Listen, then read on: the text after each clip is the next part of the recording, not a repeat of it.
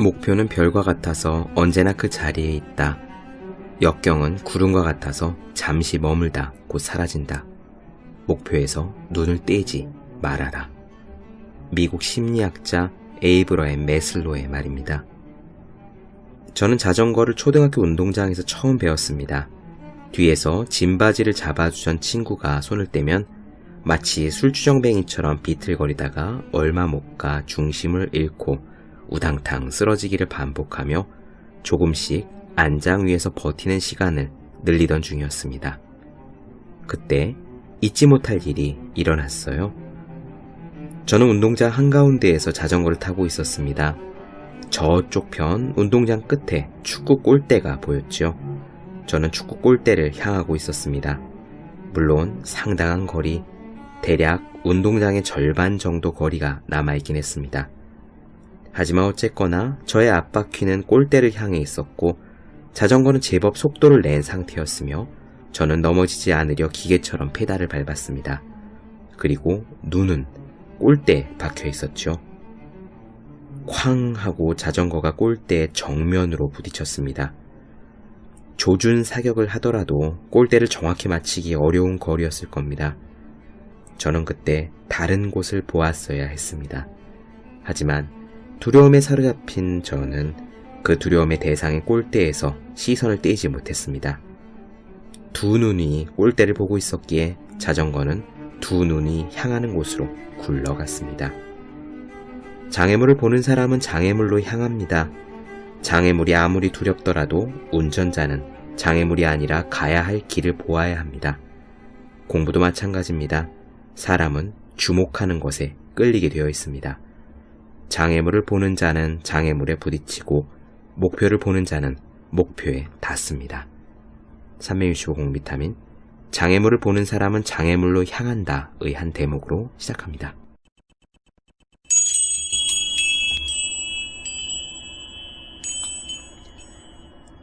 네, 안녕하세요.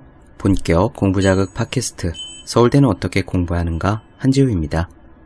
우리는 지금 미하이 칙센트미하이의 몰입의 즐거움에 대한 이야기를 나눠드리고 있습니다. 지난 시간에는요, 대부분의 사람들이 시간을 어디에 쏟는지, 그리고 우리가 참다운 삶을 살기 위해서는 결국 우리의 일상을 구성하는 그 시간들을 어디에 쏟을 것이며 어떻게 쏟을 것이며 또 어떻게 활용할 것인지를 결정하고 실천하는 데서 그 성패가 갈린다는 말씀을 드렸어요. 오늘은 한 걸음 더 나아가서 행복과 몰입에 대한 이야기를 나눠드릴까 합니다. 우리가 살아가면서 겪는 많은 감정들 중에서요, 긍정적인 감정에 전형적인 것이 있다면 그것은 바로 다름 아닌 행복이 되겠죠. 우리가 일을 하는 궁극적 목표는 행복을 체험하기 위해서라고 강조한 사상가가 아리스토텔레스 이후로도 한두 명이 아닙니다. 우리가 재산이나 건강이나 명예, 다른 사람들로부터의 존중을 바라는 것은 그 자체가 좋아서라기보다는 이런 것들이 우리를 행복하게 만들어주리라는 확신에 가까운 기대를 품고 있기 때문일 거예요. 그러나 행복은 좀 다릅니다. 행복은 바로 그 자체만으로, 그러니까 우리에게 무언가를 가져다 주기 때문이 아니라 그 자체가 좋은 것이라고 여겨지기 때문에 우리가 추구하는 대상이 됩니다. 하지만 인생의 노른자이라고 일컫는 이 행복에 대해서 우리는 과연 얼마나 알고 있을까요? 오늘 말씀드릴 내용은 행복에 대한 이야기로 시작합니다. 심리학에서 지금까지 행복에 대해 밝혀진 바들을 몇 가지 나눠 드릴 텐데요. 이 이야기를 들으시면은 흥미롭다라는 생각을 하시게 될 겁니다. 요컨대 이런 얘기입니다. 우리가 행복에 대한 판단, 그러니까 우리 자신이 행복하다 아니다 라고 생각하는 그런 판단은요, 그다지 우리 삶의 질을 고양하는 데 있어서 신뢰할 만한 기준이 못 된다는 거. 그래서 어쩌면 행복하냐 아니냐보다는 우리가 순간순간 일상에서 느끼는 감정의 질이 사실은 더 중요할 수도 있다는 거. 그 감정의 질이 더 참된 기준일 수도 있다는 거.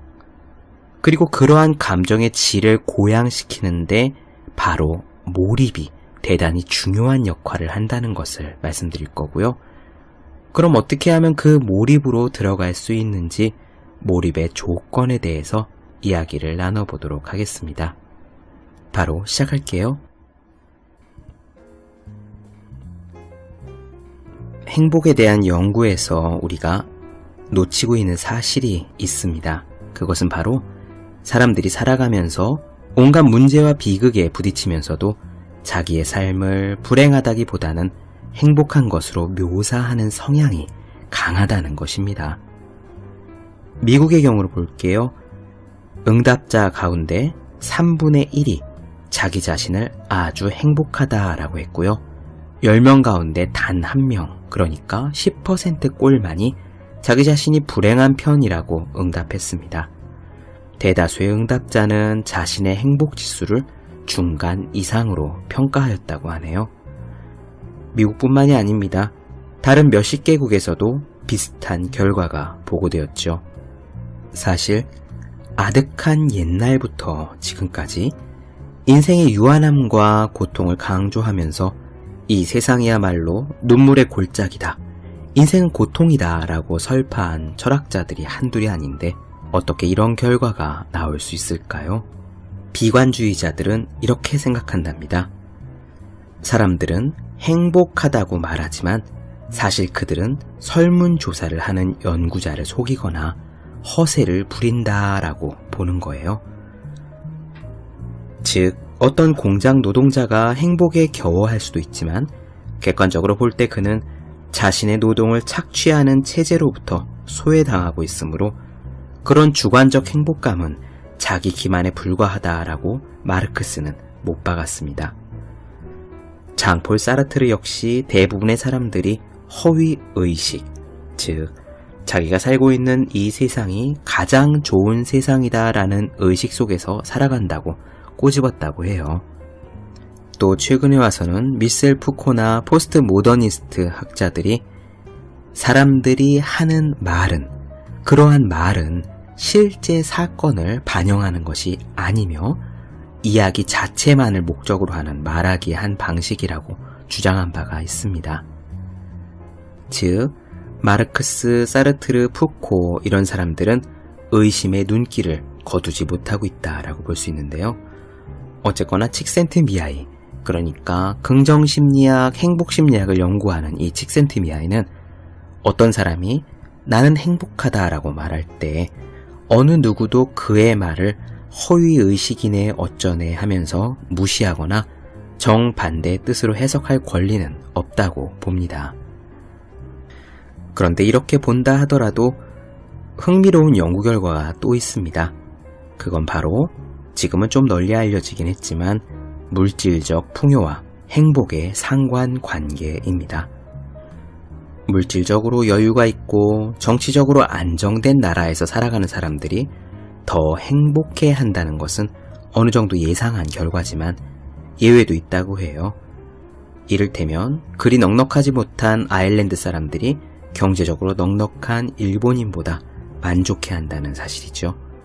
놀라운 것은 한 나라 안에서 개인의 경제력과 삶에서 느끼는 만족감 사이에는 아주 미미한 상관관계밖에 없다고 하는 사실입니다. 미국의 억만장자는 평균 소득을 가진 사람보다 아주 조금 더 행복할 뿐이고요. 1960년대부터 90년대까지 미국인의 실질 소득은 2배 이상으로 늘었지만 자신이 무척 행복하다고 말하는 사람의 비율은 늘 30% 수준에서 왔다 갔다 한다고 합니다. 여기서 내릴 수 있는 결론은 이렇습니다. 일단 우리가 빈곤, 가난의 문턱을 넘어서기만 하면은 재산이 늘어난다 하더라도 그것이 바로 행복으로 직결되지는 않는다는 사실입니다. 흥미로운 거는 또 있습니다. 사람마다 각기 다른 특성도 개인의 행복 체감도에 적잖은 영향을 미친다고 해요. 이를테면 건강하고 자신감이 넘치며 안정된 결혼 생활을 하고 있고 신앙이 있는 외향적인 사람은 만성질환을 앓고 있고 자신감이 부족하며 이혼을 한 내성적인 무신론자보다 행복하다고 대답할 비율이 훨씬 높습니다. 아까 말씀드린 포스트 모더니스트 학자들은 이 현상에 대해서 이런 식으로 설명을 해요. 가령 건강하고 신앙심이 깊은 사람은 실제 체험한 것과는 상관없이 건강하지 않고 신앙심이 없는 사람보다 더 행복한 담론을 만들어낼 수 있다고 본다 합니다. 즉, 우리 삶이 정말 행복하냐, 내 삶의 가치가 내가 갖고 있는 감정의 질이 실제로 높으냐를 판단할 때 행복에 대한 담론, 건강, 안정된 결혼, 자신감, 외향성, 핸드폰에 저장된 친구들의 숫자, 이런 것들을 가지고 어느 정도 계량적으로 판단한다는 것이죠. 자기가 실제로 하루 종일 충만한 삶을 살고 있느냐의 여부를 섬세하게 관찰한 것이 아니라 말입니다. 그렇기 때문에 이런 연구 결과들을 토대로요, 칙센트미하이는 이렇게 강조합니다. 우리의 인생에서 행복만이 전부는 아닐 수 있다라고요. 한번 읽어보겠습니다. 삶의 질을 좌우하는 것은 행복감만은 아니다. 행복해지기 위해 그 사람이 어떤 일을 하는가라는 것도 삶의 질을 좌우한다. 자신의 존재에 의미를 주는 목표를 개발하지 못하거나 자신의 정력을 충분히 써먹지 못할 경우 우리는 좋은 감정의 극히 일부만을 맛보게 된다. 볼테르의 소설 캉디드의 주인공처럼 나는 나만의 정원을 가꾸겠노라 라면서 세상으로부터 물러나는 것으로 만족하는 사람은 훌륭한 삶을 산다고 말하기 어렵다. 꿈이 없고 위험이 따르지 않으며 그저 안정만을 추구하는 그대로인 삶은 옹색하기 짝이 없다. 네, 그렇다면은 우리 삶에서 행복이 유일한 기준치로 기능하지 않는다면은 어떤 잣대를 우리는 생각해 볼 수 있을까요? 칙센트미하이는 바로 감정의 질에 주의할 필요가 있다고 생각합니다. 우리가 순간순간 느끼는 감정의 질, 그 감정의 질이 우리 삶의 질이며 삶의 가치와 연결될 수 있다라고 그렇게 이야기하는 거예요. 이 감정의 질을 설명하면서 칙센트미하이는요, 엔트로피라는 흥미로운 개념을 끌고 옵니다. 엔트로피라는 것은 일반적으로 연력학에서 말하는 제2법칙, 그러니까 에너지는 무질서도가 높아지는 방향으로만 이동한다라는 것이 연력학 제2법칙, 즉 엔트로피 법칙입니다. 옛날에 고등학교 때 배우셨을 텐데 혹시 기억이 안 나시는 분들을 위해서 간략히 설명드리면은 연력학 제1법칙은 전 우주의 에너지 총량은 일정하다 이고요. 제2법칙은 그러한 에너지는 무질서도가 증가하는 방향으로만 움직인다 라는 것입니다. 교과서에선 보통 물이 가득 찬 비커 안에 파란색 잉크를 떨어뜨리는 장면으로 이 엔트로피를 설명하곤 해요. 맨 처음에는 물이 있고 파란색 잉크가 한 방울 있지만 그 잉크를 물에 똑 떨어뜨리는 순간 이 잉크가 물 속에서 쫙 퍼져나가면서 균일한 상태를 이루죠. 파란색 잉크는 물 속으로 퍼져나가는 한 가지 방향으로만 움직일 뿐 다시 그 역방향, 그러니까 물 속에 균일하게 퍼져 있는 잉크가 다시 파란 잉크 한 방울로 모이는 그런 반대 방향으로는 이동하지 않는다 라고 설명합니다. 이렇게 무질서도가 높아지는 것을 가리켜서 우리가 엔트로피가 높아진다 라고 고등학교 때 배웠는데요. 칙센트미하이는 바로 이 엔트로피를 감정 상태의 무질서도에 적용해서 설명을 합니다. 한번 읽어볼게요. 감정은 의식 안의 상태를 말한다. 슬픔, 두려움, 떨림, 지루함 같은 바람직하지 못한 감정은 마음속에 심리적 엔트로피를 조성한다. 무질서도를 의미하는 엔트로피 상태에 빠지면 우리는 바깥 일에 집중을 하지 못한다. 내부의 질서를 다시 바로잡는데 온통 신경을 쏟아야 하기 때문이다. 행복, 과단성, 민첩성 같은 바람직한 감정은 심리적인 반엔트로피 상태다. 이때 우리는 스스로를 되돌아보거나 추스리는데 주의를 기울일 필요가 없으므로 아무 걸림돌 없이 정력을 우리가 선택한 과제로 온전히 투입할 수 있다. 흥미로운 부분은 이것이다. 우리가 엔트로피가 낮은 상태, 그러니까 우리의 마음이 질서도가 높은 상태를 유지해야 바람직한데 일상에서 어떤 활동을 할 때 엔트로피가 낮은 상태가 되느냐, 이 부분에 대해서 사람들은 오해하는 것이 있다. 사람들은 보통 자기가 하는 일이 자발적일 때 가장 만족스러워하지만 의무감 때문에 억지로 하는 일 역시 크게 불만스러워하지는 않는다는 사실을 보여주는 강력한 증거가 많이 있다. 심리적 엔트로피, 즉 마음의 무질서도는 오히려 딱히 할 일이 없을 때 하는 일에서 가장 높이 나타났다. 결국 내적인 동기부여, 내가 이걸 하고 싶어 라든지 외적인 동기부여, 이걸 내가 해야만 돼 라든지 목표를 가지고 있는 것이 집중을 해야 할 어떤 목표도 갖지 못하고 마지못해 일을 하는 상태보다는 삶의 질을 끌어올려 준다는 것이다. 목표를 통한 동기부여의 필요성을 절감하지 못한 채 살아가는 사람들이 많이 있다는 것은 사실 삶을 개선할 수 있는 여지가 그만큼 많다는 것을 의미한다.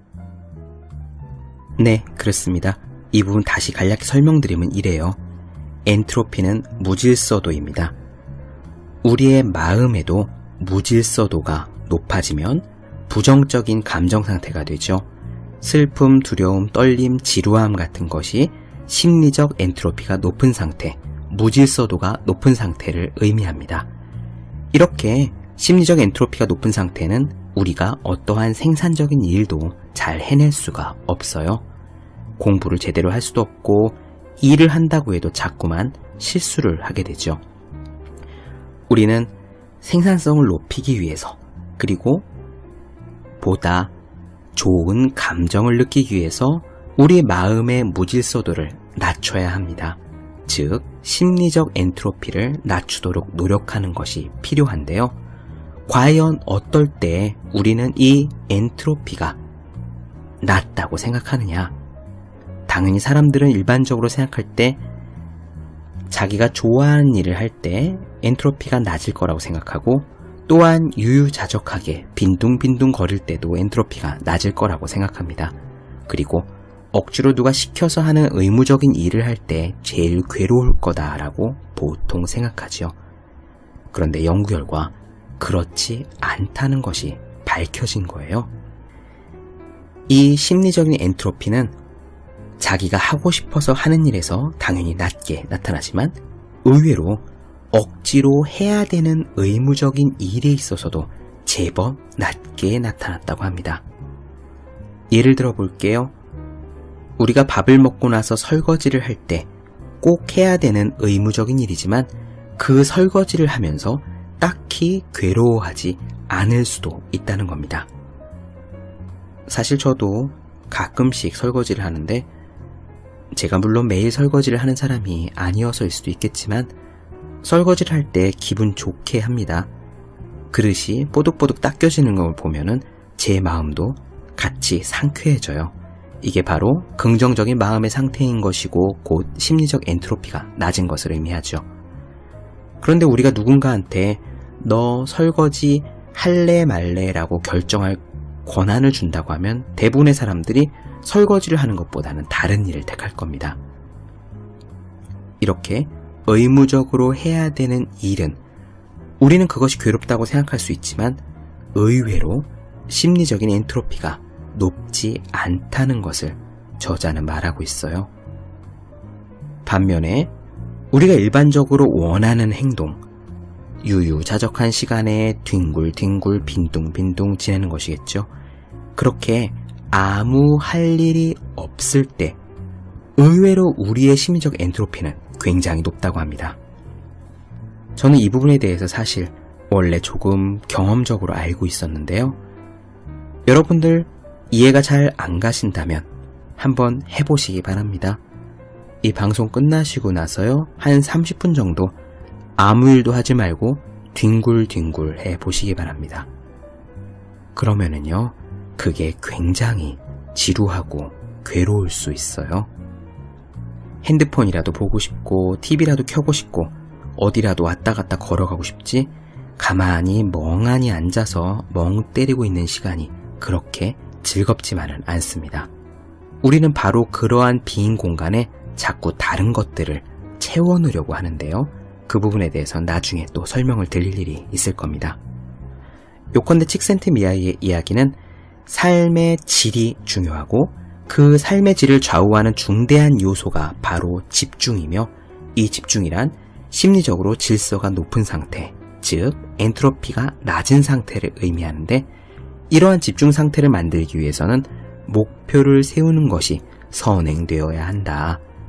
그 목표는 내부적으로 우리가 정한 취미 같은 것일 수도 있고, 의외로 외부로부터 주어진 의무, 즉 일일 수도 있다라고 이야기합니다.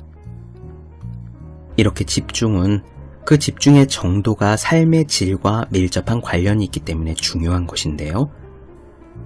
물론 집중을 해야 우리가 일도 잘하고 공부도 잘하고 성과가 높지만, 그 이전에 집중하는 단지 그 상태 자체가 우리의 삶의 질과 밀접한 연관이 있다는 것에 이 이야기의 핵심이 있습니다.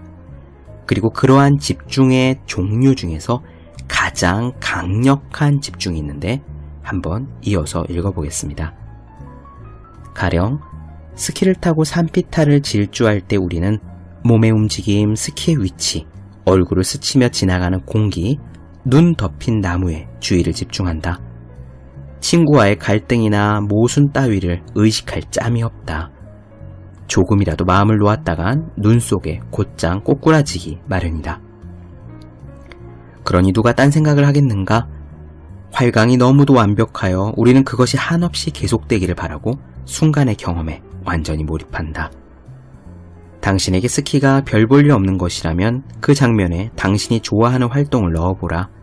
그것은 성가대에서 부르는 합창일 수도 있고, 컴퓨터 프로그램을 코딩하는 일일 수도 있고, 춤이나 카드놀이, 독서일 수도 있다. 혹은 세상의 다른 많은 사람들처럼 당신도 당신의 일을 좋아한다면 까다로운 외과 수술이나 피가 마르는 비즈니스 협상에 몰입하는 순간일 수도 있다.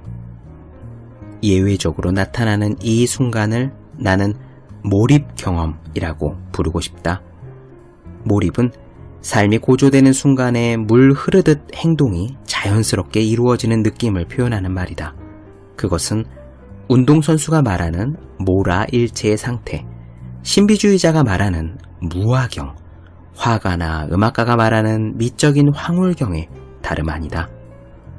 운동선수, 신비주의자, 예술가는 각각 다른 활동을 하면서 몰입 상태에 도달하지만 그들이 그 순간의 경험을 묘사하는 방식은 놀라우리만큼 비슷하다. 그러면 언제 우리는 몰입에 들어갈 수 있는가? 3가지 조건이 있다. 첫째, 우리는 적절한 대응을 요구하는 일련의 명확한 목표가 앞에 있을 때 몰입할 가능성이 높다. 체스, 테니스, 포커 같은 게임을 할 때 몰입하기 쉬운 이유는 목표와 규칙이 명확히 설정되어 있어 무엇을 어떻게 해야 하는지 고민하지 않고 참여할 수 있기 때문이다. 게임이 진행되는 동안 선수는 모든 것이 흑백으로 선명하게 표현된 소우주 안에 있다. 종교의식에 참여하거나 음악을 연주하거나 뜨개질을 하거나 컴퓨터 프로그램을 짜거나 산을 오르거나 수술을 할 때도 명확한 목표가 주어진다. 둘째, 몰입활동의 또 하나의 특징은 되먹임, 즉 피드백의 효과가 빨리 나타난다는 것이다. 몰입활동은 작업이 얼마나 순조롭게 이루어지는지를 말해준다. 우리는 체스를 두면서 말 하나를 움직일 때마다 자신의 형세가 유리해졌는지 불리해졌는지를 안다. 등반가는 걸음을 한 보 내디딜 때마다 그만큼 높이 올라섰다는 것을 안다. 성악가는 노래 한 소절이 끝날 때마다 자기가 부른 노래가 악보와 맞았는지 틀렸는지를 알 수 있다. 외과 의사는 칼이 동맥을 잘 피했는지 아니면 갑자기 출혈이 시작되었는지를 한눈에 알 수 있다. 직장에서나 집에서나 우리는 단서가 주어지지 않으면 지금 하는 일이 잘 되는지 못 되는지를 한참 모르고 지낼 때가 많지만 몰입 상태에서는 그러한 피드백이 즉각 온다. 그리고 셋째, 몰입은 쉽지는 않지만 그렇다고 버겁지도 않은 과제를 극복하는데 한 사람이 자신의 실력을 온통 쏟아부을 때 나타나는 현상이다. 행동력과 기회 사이에 조화가 이루어질 때 우리는 바람직한 경험을 하게 된다. 네, 그렇습니다. 칙센트미아에는요, 몰입에 들어가는 조건으로 3가지를 이야기했습니다. 첫째, 목표가 있는 활동일 것. 둘째, 피드백이 빨리 주어질 것. 셋째, 자신의 실력과 난이도 사이에 밸런스가 맞을 것. 앞에 2가지 목표와 피드백은 설명만 들으셔도 다 아실 거고요. 마지막 실력과 난이도와의 밸런스에 대해서 조금만 부연 설명을 해볼게요. 이렇게 생각하시면 간단해요. 우리가 예를 들어 축구 시합 내기를 한다고 해봅시다. 우리보다 아주 쉬운 상대방, 그러니까 우리는 어른인데 초등학교 6학년 학생들 팀하고 축구 내기 시합을 한다고 생각해봐요. 그럼 너무 쉽기 때문에 재미가 사실 덜합니다. 여유를 부려가면서 하겠죠. 그럴 때는 몰입이 일어나지 않습니다. 정반대로 우리는 일반인 아마추어인데 우리가 프로 축구 선수들과 내기 시합을 한다고 생각해 볼게요. 그러면은 우리는 아무리 뛰어도 공의 털끝 하나 건드리기가 쉽지 않기 때문에 그러한 경기 역시 몰입을 할 수가 없습니다. 우리는 그저 90분 내내 좌절만 할 뿐이죠. 이것이 게임에서도 마찬가지고요. 일과 공부에서도 마찬가지입니다. 우리의 실력보다 굉장히 쉬운 일을 할 때는 지루함을 느끼고, 정반대로 우리가 가진 실력보다 굉장히 어려운 일을 맡아서 할 때는 좌절감에 빠지고 포기하기 때문에 역시 몰입하기가 어렵습니다. 여기서 과제의 난이도와 실력으로 이루어진 X축, Y축의 그래프를 한번 생각해봐요. 과제의 난이도가 엄청나게 높은데 우리의 실력이 낮은 그러한 일을 할 때는 우리는 보통 불안감을 느끼거나 걱정 혹은 좌절하기 마련입니다. 거기서 과제의 난이도를 조금 낮춰서 과제도 쉽고 우리의 실력도 형편없는 상태라면 우리는 그것에 무관심하거나 권태를 느끼죠. 이번에는 우리의 실력은 굉장히 높은데 과제의 난이도가 낮은 거라고 생각해 봅시다. 시간 여유도 굉장히 많이 주어진 사칙 연산을 한다라고 한번 그렇게 상상을 해보면 우리는 느긋하게 풀 수 있습니다. 역시 몰입이 일어나지 않아요. 몰입은 우리의 실력도 높고 과제의 난이도도 높은 상태, 그리고 그 둘의 밸런스가 맞아서 우리의 실력과 과제의 난이도가 비등비등한 상태에서 일어납니다. 스타크래프트 같은 게임을 할 때도 마찬가지예요. 우리보다 완전 실력이 허접한 사람하고 게임을 하면 재미가 없습니다. 컴퓨터하고 1대1을 해도 재미가 없죠. 그리고 우리보다 훨씬 더 뛰어난 프로그래머와 게임을 해도 재미가 없습니다. 소위 우리는 가지고 놀림을 당하다가 항복할 수밖에 없기 때문입니다. 우리가 시간 가는 줄 모르고 누가 우리를 부르는 줄도 모르고 엉덩이나 다리가 저리는 줄도 모르고 정신없이 모니터 화면에 빠져드는 것은 우리와 실력이 거반 비슷한 사람과 게임을 할 때입니다. 이것이 바로 몰입이 일어나는 조건이 되겠습니다. 칙센트미아이는 이렇게 단언합니다. 자신이 참된 삶을 어떻게 하면 살 수 있을 것인가에 대해서 연구한 결과 사람들이 삶에서 최고의 감정 상태를 느끼는 것은 우리가 보통 행복한 순간이다 라고 생각하는 것과 다를 수 있다는 거예요. 읽어보겠습니다. 삶을 훌륭하게 가꾸어주는 것은 행복감이 아니라 깊이 빠져드는 몰입이다. 몰입하여 있을 때 우리는 행복하지 않다. 행복을 느끼려면 내면의 상태에 관심을 기울여야 하고 그러다 보면 정작 눈앞의 일을 소홀히 다루기 때문이다. 암벽을 타는 산악인이 고난도의 동작을 하면서 짬을 내어 행복감에 젖는다면 그 순간 추락할지도 모른다. 까다로운 수술을 하는 외과 의사나 고난도의 작품을 연주하는 음악가는 행복을 느낄 만한 마음의 여유가 없다. 일이 마무리된 다음에야 비로소 지난 일을 돌아볼 만한 여유를 가지면서 자신이 한 체험이 얼마나 값지고 소중했는가를 다시 한번 실감하는 것이다. 달리 표현하자면 이렇다. 우리는 되돌아보면서 행복을 느낀다. 물론 몰입하지 않고도 행복을 맛볼 수는 있다. 고단한 몸을 눕혔을 때의 편안함과 따사로운 햇살은 행복을 불러일으킨다. 모두 소중한 감정임에는 틀림없지만 이런 유형의 행복감은 형편이 이내 안 좋아지면 곧 눈 녹듯 사라지기에 외부 상황에 대한 의존도가 높은 감정이라고 볼 수가 있다. 그러나 몰입에 뒤이어 오는 행복감은 스스로의 힘으로 만든 것이기 때문에 우리의 의식을 그만큼 고양시키고 성숙시킨다.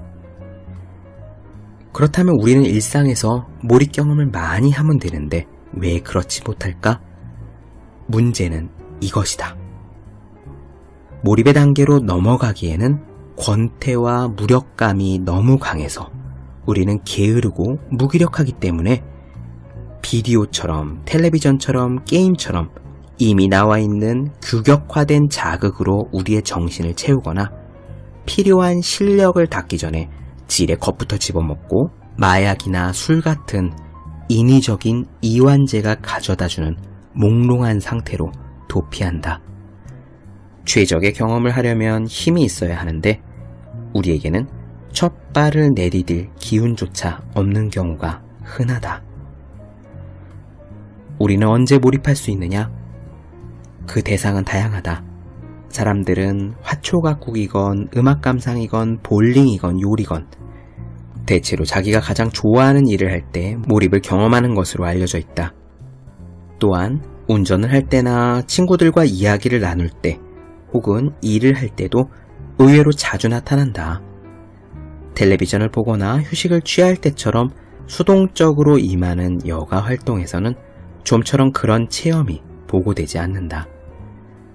명확한 목표가 주어져 있고 활동의 효과를 곧바로 확인할 수 있으며 과제의 난이도와 실력이 알맞게 균형을 이루고 있다면 사람은 어떤 활동에서도 몰입을 맛보면서 삶의 질을 끌어올릴 수 있다.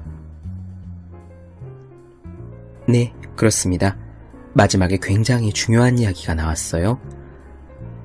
몰입을 하면 우리 삶의 질이 높아지는 것이 분명한데 왜 우리는 몰입을 하지 못할까? 두 가지 이유가 있습니다. 첫째, 우리가 너무 무기력하기 때문에 몰입 상태로 발을 뗄, 그 첫걸음을 뗄 힘조차 내지 못한다는 것. 그리고 두 번째로, 몰입에 들어가려면 어느 정도 자기의 실력을 갈고 닦아야 되는데 그 단계까지 가지 못한다는 거. 제가 가끔씩 개인적으로 상담을 할 때 이런 이야기를 하는데요. 사실 있잖아요. 공부를 잘하는 사람들은 공부가 별로 괴롭지 않습니다. 저는 개인적으로 그랬고 제 대학교 주변 친구들도 역시 대부분 마찬가지였습니다. 솔직히 그래요. 공부가 완전 즐겁다거나 막 환희감을 준다거나 그런 건 전혀 아닙니다. 하지만 공부를 하는 게 어떤 담담한 뿌듯함과 청량한 보람감을 주기 때문에 공부를 하는 것 자체가 그렇게 괴롭지는 않아요. 그것은 바로 이 몰입 이론으로 보면은 지금 설명드린 내용에 의하면은 어느 정도 이해가 되는 부분입니다. 우리는 실력이 낮으면 그 일을 즐길 수 없습니다. 바이올린을 잘 키는 사람만이 바이올린 킬 때 몰입하면서 그렇게 연주할 수 있죠. 피아노 건반을 제대로 누르지 못하는 사람은 피아노 치는 재미를 모릅니다. 저는 검도를 오래 했지만 검도는 처음에 배울 때보다 세월이 쌓이고 단이 올라가고 그래서 보는 눈이 넓어질수록 더욱 재밌어집니다. 수학 공부를 즐길 수 있으려면 수학 실력이 있어야 되죠. 우리는 이렇게 어느 정도 몰입 단계로 나가기 위해서는 어떤 기초 실력을 쌓는 상태가 필요한데 많은 사람들이 그 단계를 견디지 못합니다. 그 단계의 괴로움을 이겨내지 못하고 좀 더 값싼 즐거움, 그러니까 텔레비전이나 게임기나 스마트폰이나 인터넷 서핑이나 혹은 술자리 같은 것으로 도피하고 만다라고 볼 수 있습니다.